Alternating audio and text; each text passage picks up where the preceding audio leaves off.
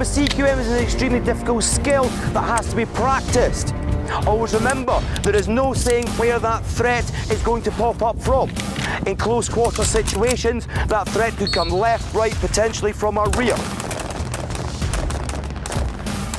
As that threat arises then, we'll have to turn our bodies onto the target, always making sure that maximum protected space faces directly towards that threat area.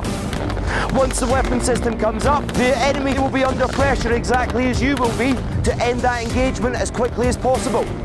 Remember clinical judgment, making sure you get to the primary aiming points as quickly as possible so you can eliminate that threat by smashing right straight into those primary killing areas. At these extremely close ranges, 10 metres and potentially less, is your decision-making capability, your ability in itself in your weapon system, your knowledge, but primarily your confidence that will decide if you can defeat that enemy threat.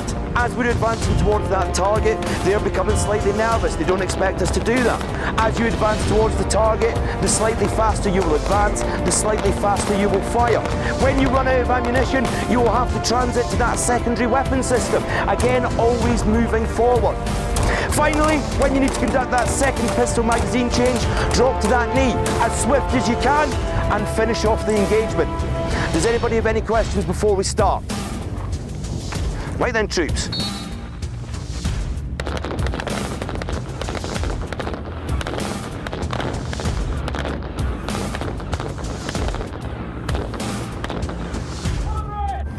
Welcome into the CQB range.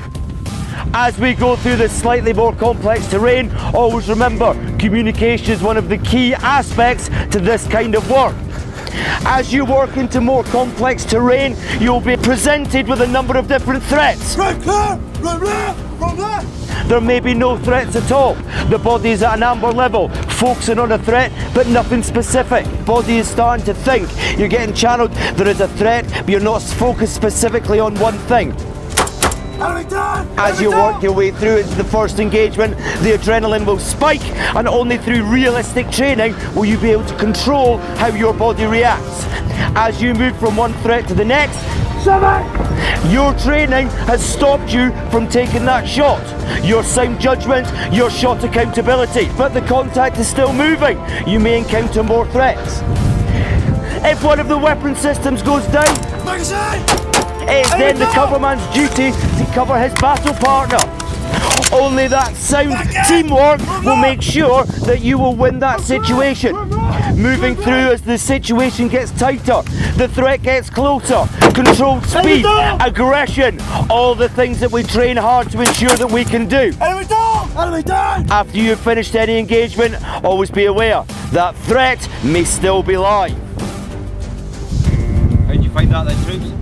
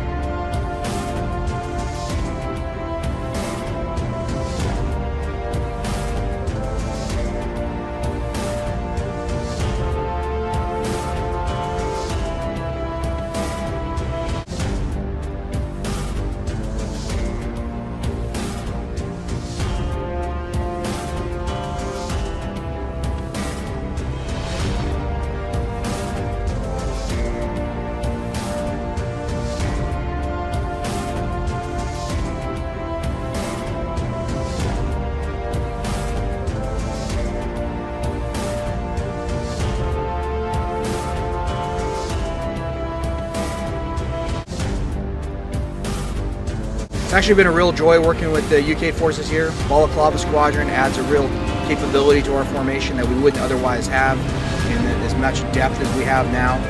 Their tactics, techniques, and procedures that we've worked together with combined training have really been an asset, helped us train our internal reconnaissance formations.